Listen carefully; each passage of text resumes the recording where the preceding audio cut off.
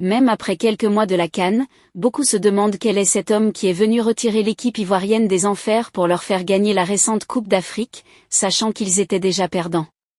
Il s'appelle Emers Faye, avec un parcours et un bagage intellectuel très stratégique.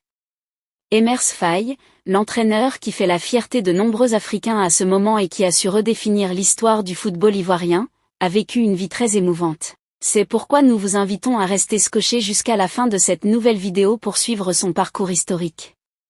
Né le 24 janvier 1984 en France dans la ville de Nantes. Dès son enfance, il était passionné par le football et rêvait de devenir un footballeur professionnel. Sa ville natale de Nantes, qui n'a rien contre les talentueux jeunes footballeurs, sera le centre de formation qui va lui inculquer les bases de son futur métier. Il intègre alors en 1999, à l'âge de 15 ans, le FC Nantes. Les formateurs locaux comprennent vite qu'il dispose d'un joueur talentueux ayant tous les atouts pour brûler au plus haut niveau. Du côté des instances fédérales françaises, il est intégré dès l'âge de 16 ans à toutes les sélections de jeunes. Adolescent, Faye joue alors pour les équipes de France U17 et U21. C'est ainsi qu'il remporte son premier titre majeur de championnat du monde des moins de 17 ans en 2001 avec l'équipe de France. À Nantes, il est vite confronté aux échéances d'importance.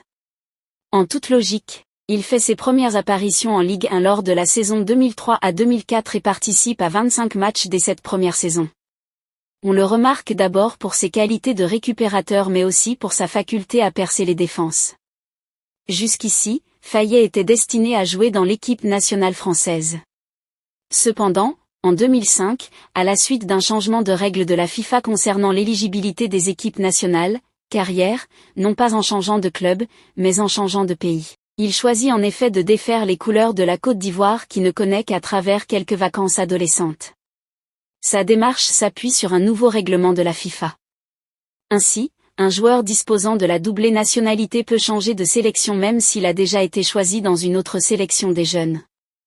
Il a reçu son premier appel en équipe nationale de la Côte d'Ivoire pour un match de qualification pour la Coupe du Monde contre le Bénin le 27 mars 2005, match victory 3-0 en faveur de la Côte d'Ivoire.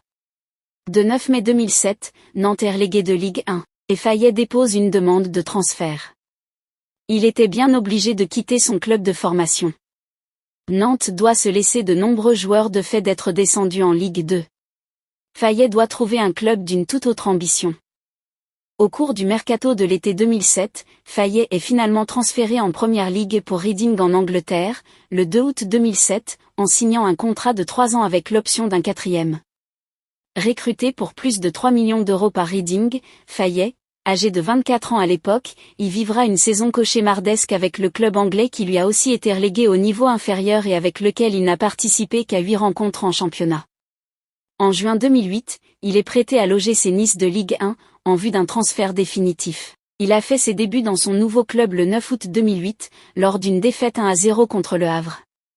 Le 1er février 2012, il a annoncé sa retraite du football à 28 ans, en raison de problèmes persistants de phlébite. La même année, il réjouit le centre de formation de son ancien club de Nice afin d'obtenir le diplôme d'entraîneur de football. Après 3 saisons, il entraînait les moins de 17 ans. Depuis les moins de 19 ans jusqu'en 2019. Le 8 juillet 2021, il devient entraîneur-chef de l'équipe réservée de Clermont. Le 20 mai 2022, il devient manager de l'équipe U23 de la Côte d'Ivoire et entraîneur adjoint de l'équipe senior de Côte d'Ivoire sous la direction de Jean-Louis Gasset. Alors que l'équipe nationale de la Côte d'Ivoire est en pleine compétition de la Coupe d'Afrique des Nations 2024 organisée par elle-même, son sélectionneur Jean-Louis Gasset a été licencié suite à la défaite de la Côte d'Ivoire face à la Guinée équatoriale 0-4 avant les huitièmes de finale. Le 24 janvier 2004, Faye a été nommé entraîneur de la Côte d'Ivoire à partir des huitièmes de finale suite au limogeage de Gasset. À la grande surprise du public, il amenait son pays à vaincre les champions en titre. Vaincre le Mali après prolongation et la République démocratique du Congo en demi-finale. Finalement, la Côte d'Ivoire a déclenché le titre après une victoire 2-1 contre le Nigeria en finale. Faye a reçu le titre et demeure entraîneur du tournoi afghan 2023. Soudaza réussit à la Coupe d'Afrique des Nations et dans un geste remarquable de reconnaissance envers le nouveau sélectionné des éléphants, Alassane Ouattara, président de la République de la Côte d'Ivoire a offert une somme généreuse de 100 millions de francs CFA. L'annonce de cette donation exceptionnelle a été faite le mardi 13 février 2024 lors d'une cérémonie officielle organisée au Palais de la Présidence de la République au cours de laquelle les éléphants ont été chaleureusement accueillis.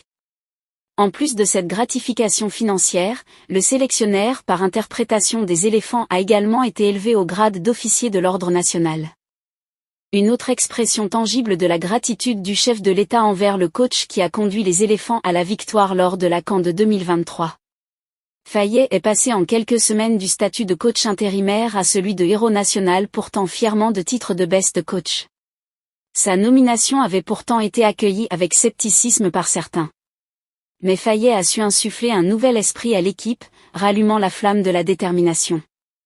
Ses choix forts, sa capacité à motiver les joueurs et sa vision stratégique ont rapidement fait leurs preuves. Merci d'avoir été attentif à cette nouvelle vidéo. N'hésitez pas de liker et de commenter pour vos avis et surtout de vous abonner si vous découvrez la chaîne pour la première fois.